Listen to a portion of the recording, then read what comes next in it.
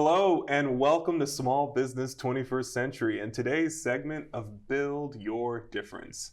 I'm your host, Pierre Walters. I've got a special guest for you today. She hails from Prince George's County, Maryland. She is a versatile professional known for her roles as a ghostwriter, author, and publisher, with a passion for helping individuals authentically express themselves through writing. She founded Mullen Press Publishing and authored the empowering novel, The Merge, Love Yourself to Freedom. As an advocate for the therapeutic power of writing, she sees it as a tool for personal healing and growth.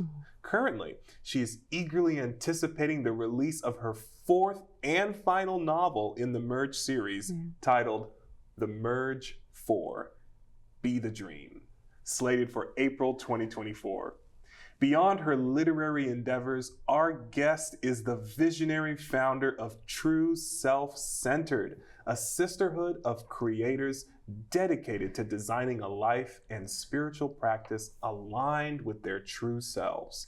Through a blend of therapeutic writing, academic insights, and holistic coaching, she guides individuals on an empowering journey towards authenticity and self-discovery with literary therapy. So please welcome the founder of Mullen Press Publishing and author, Morgan B Holland. So Morgan, welcome to the show. Tell me a little bit about your incredible business, Mullen Publishing. When did you get started? Okay, so I got started in 2017, right? I've always been a writer, so I've been writing since before then. A little part of me also wanted to create movies, so I said, let me start with books. So I know I can do that more so myself, and I realized that it was extremely therapeutic for me. It helped me to really gain my voice. And I thought maybe this can be something that can help other people. So of course, a lot of people do write, but they don't share their material or they don't finish their material.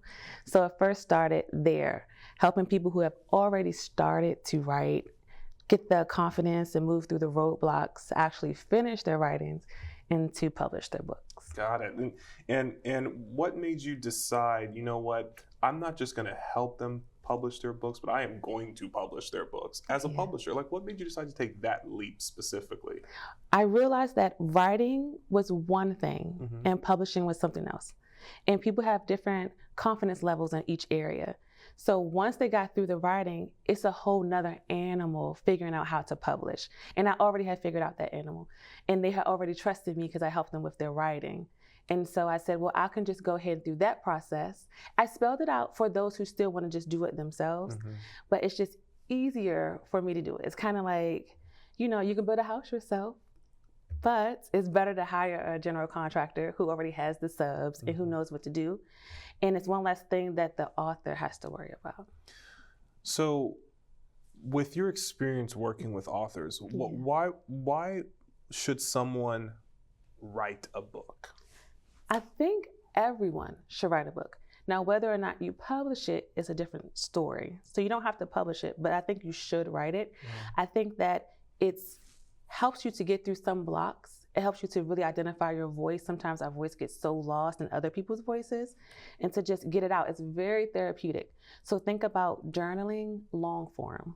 So I think that you should write your book, whether it's your story, a made up story. Oftentimes your subconscious mind will give you a fictional story that kind of mirrors reality.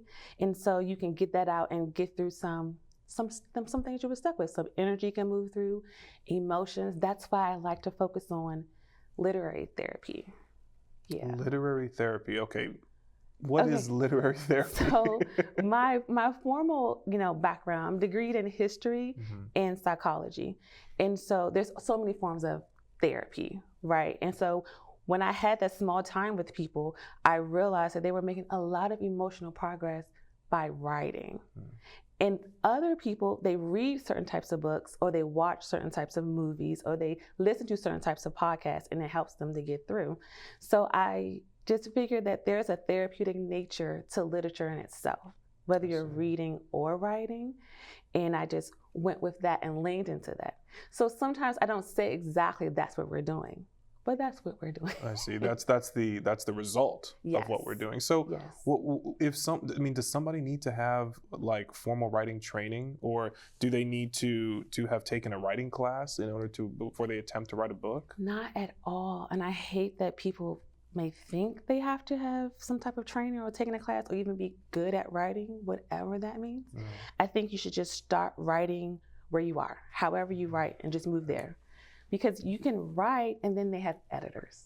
So don't beat yourself up if you don't think your first draft is good. You start somewhere. I've been writing a long time. I leave out very important words all the time.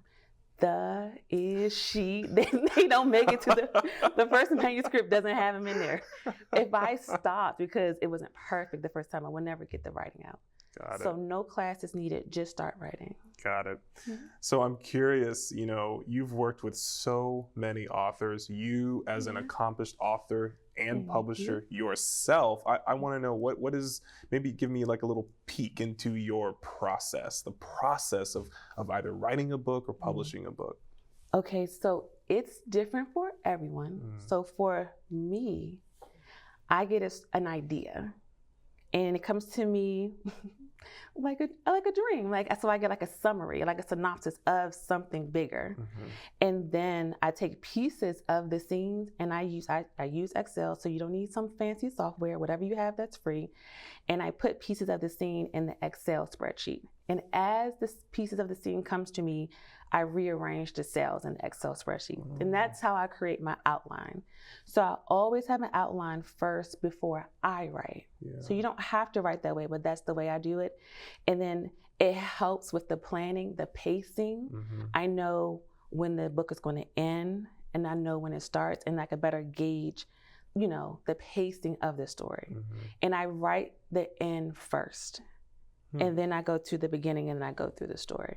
So that's how you can kind of control the pace of the story and make sure it's not too drawn out in one area or rushed in another area. And of course, it's easier to be able to get a sense of those things because you're looking at it in an outline form. Exactly. In Excel, where you can easily move the cells, you can easily move a row up or down if you want to create space, or maybe move an event to a different section. I think that's brilliant. And you know what? I got to tell you, I never thought of that. And I think that's brilliant. But listen, we are going to take a quick break. And when we come back, we're going to have more with Morgan. Stay with us. You can't buy a best friend. You can love them, pet them, care for them, whether they want you to or not. You can take a picture, you can jump, yell, you can fly to the moon, travel the world, or just stay in bed. You can't buy a best friend like that, but you can adopt one. 'Cause we're connected.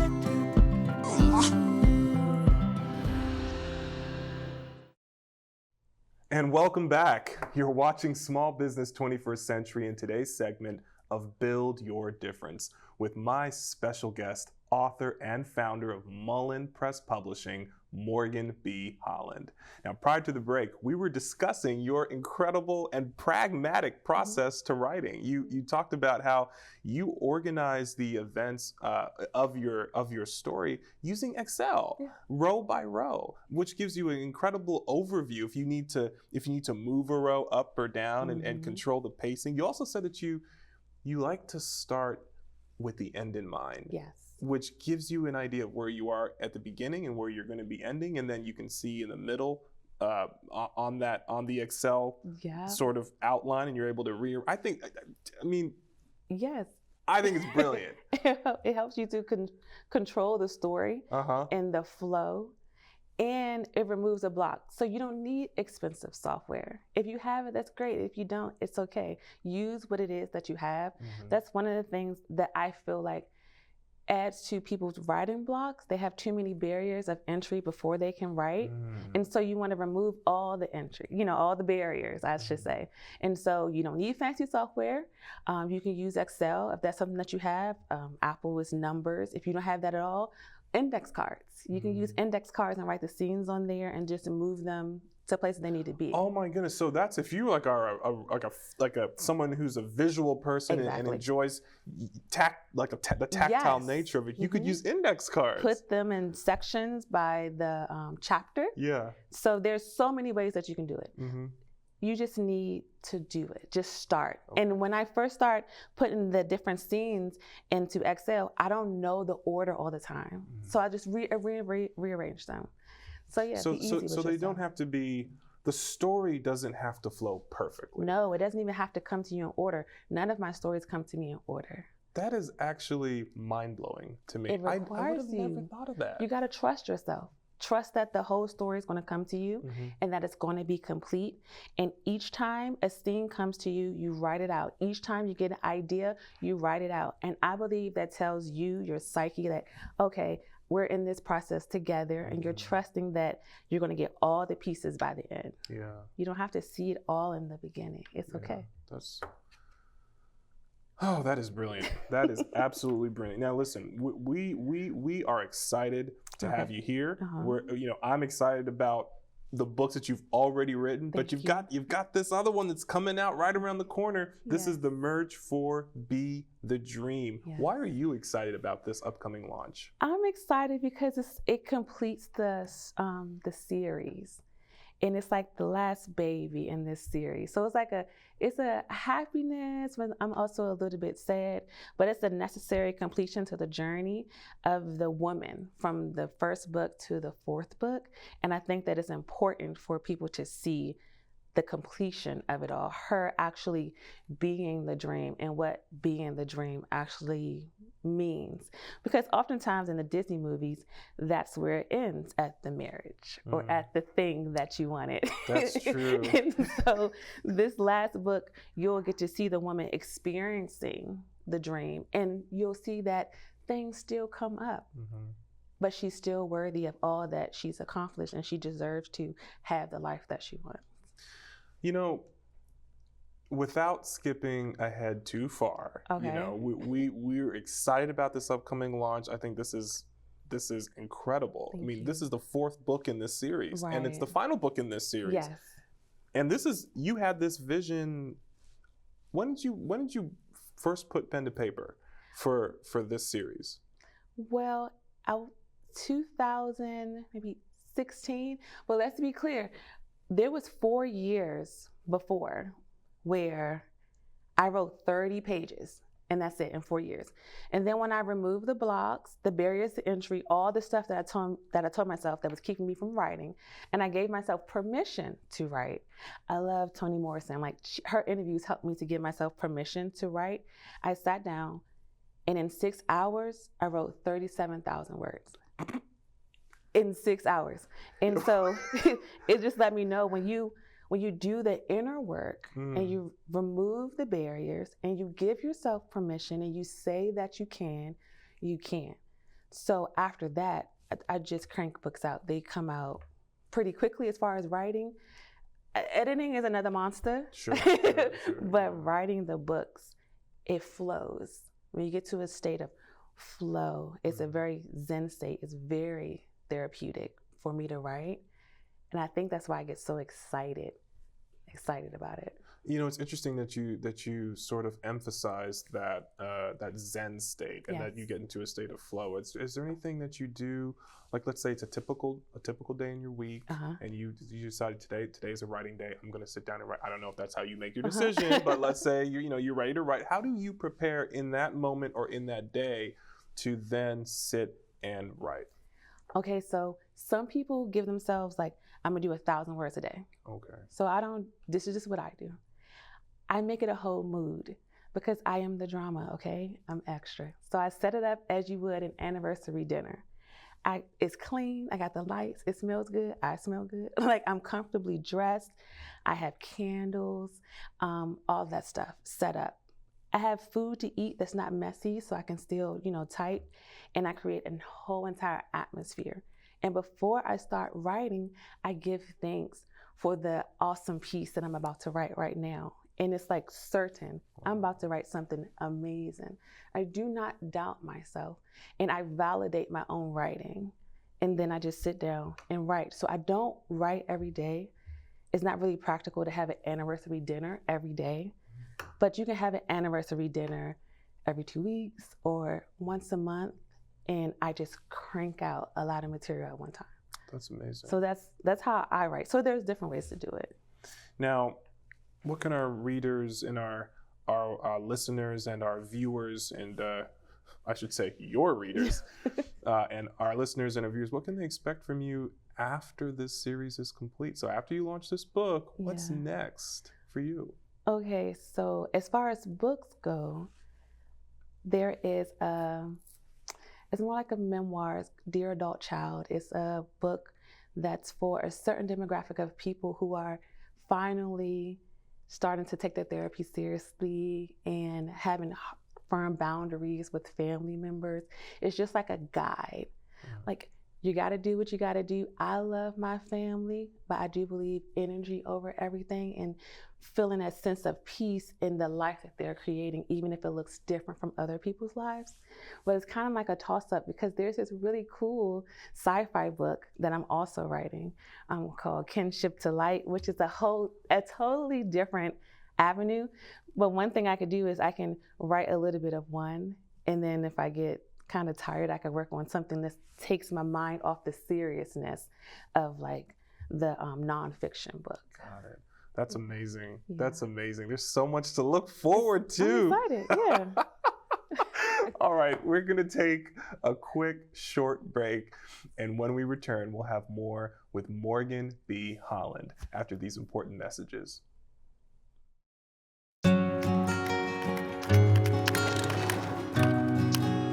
I wish I was in school.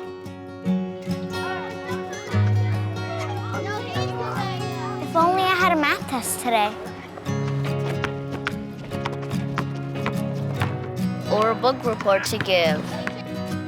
I wish I was in school.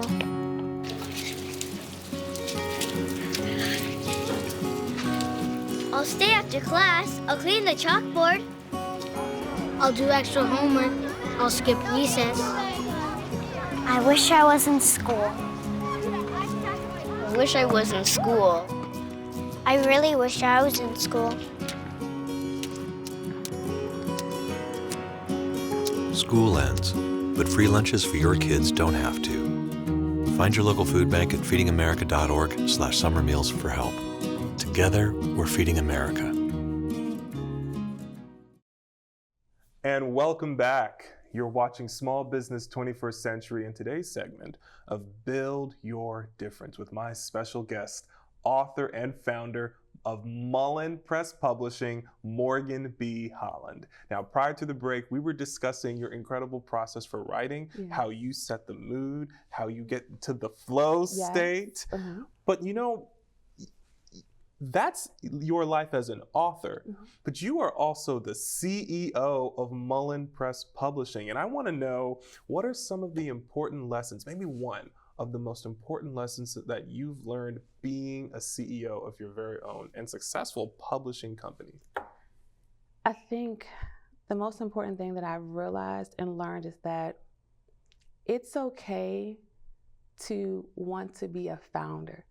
So when you're the CEO, there's a lot of work that you have to do that's outside of just the creativity part of writing and bringing people's literature works, to life. And so as much as I enjoy it, I say the next time that I'm going to do a business or another venture, I'm going to be honest with myself up front about what do I enjoy the most about it. Do I enjoy running it the most, or do I enjoy being in it the most? It's kind of like, do you want to own a bakery or do you want to be the baker? And so with the work that comes with being a CEO, I think be honest with yourself about if this is the work you continually want to do, and know that it's A-okay to make a plan to have someone come in to take that role so you can do some more visualizing and creating. I think that we should give CEOs the ability to make that decision, to step out of that role if they feel like they need to, and to move something else. You're still successful, you're still amazing. And this is a part of a holistic type of living. And you don't have to be the CEO and you can still be successful.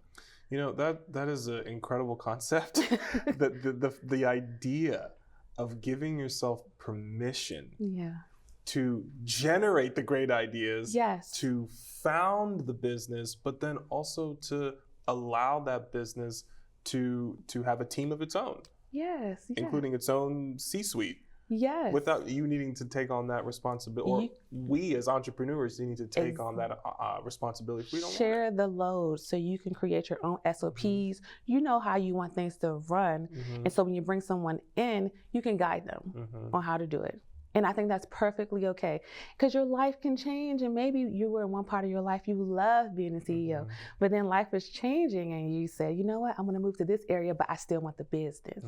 Well within your right to do so. Now, Mullen Press Publishing has produced an incredible amount of books with some really fantastic authors. But I think I know, because you were telling me earlier that there's an upcoming service that you're particularly proud of, that you're particularly excited about. Yes. Tell me about this service. What is it called? Yes, Reflection Storybook. Okay. So I have a history degree and never went away. So I'm super excited about creating a storybook, right? Of, let's say, your grandma, your great grandma. And so ghostwriting her story, to get her stories out, to get her recipes onto paper so the family can have it. But on top of that, have the genealogy, at least 3 to 5 generations going back. So you have that information as well. It also helps, like, if someone has Alzheimer's or dementia or the onset, you know, to have that reminder. But it's really great for the grandchildren as well. Sometimes with this healing, it didn't start with you. And when you learn a little bit more about your grandmother or your grandfather and the things that they've experienced, and then you see, oh, things that transferred to your parents, and oh, things that transferred onto you, it gives you more perspective. It gives you more compassion for what they had to deal with during that time. And then it preserves your legacy. So I'm really excited about it. And of course, you get the cool pictures and the family tree, but the healing that comes with knowing, wow, my parents didn't do this on purpose. My grandparents didn't do this on purpose. They were literally cooking in the pot that they had, you know? And if we can just hold some space for them, and maybe it could help us to be more compassionate and gentle with ourselves. So that's why I'm just so super excited about it. And then you could just build upon it with each generation. Now, where did the passion for this kind of unique offering come from? So I talk to my grandmother hours at a time. I teach her slang. I don't know if she talks to her other friends in slang, but each time I speak with her, I learn something new that I didn't know before. And you have to be so gentle when you're talking to people about their lives. Things still affect them. Things are traumatic. They suppress things. And so I'm like, I can talk to other people's grandmas, other people, you know, grandpas. You really got to just give them space to just talk. And even people in the early onset of dementia, you can't just chuck up everything that they're saying as just, they just forgot, because there'll be fluid moments in there. So the idea is to do the historical work and the genealogy reports and pair that with things that they say, and it's validating, you know? It always feels so good to be validated. Right. Yeah.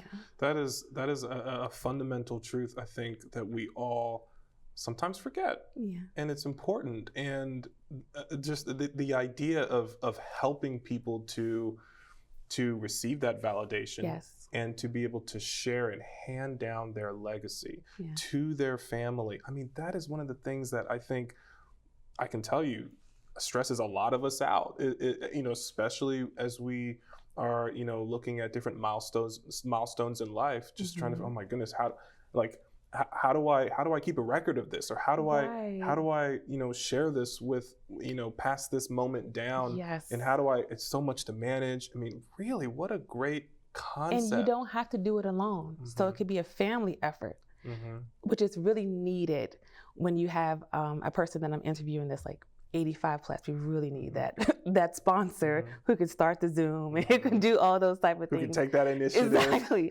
So it's a family effort because the whole family will benefit from it. Now I wanted to close on this note. You know, you've worked with so many authors, and I know I'm an author myself, and I can tell you, I have my own roadblocks and my own challenges, but I want to know from your expert experience, from the sort of the bird's eye view that only someone like you can have, what is one of the biggest challenges that authors face today?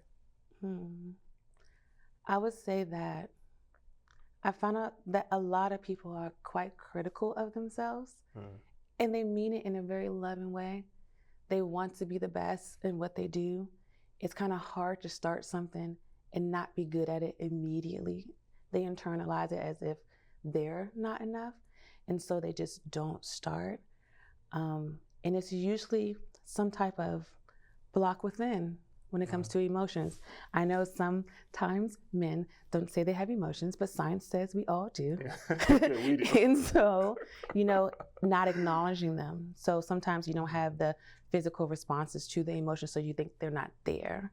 But then as you start to write, you realize there was a lot of stuff that needs to come up. Gotcha. I think that's so important. I want to thank you so much for taking the time to be here on the show today and to share your expertise. Thank you.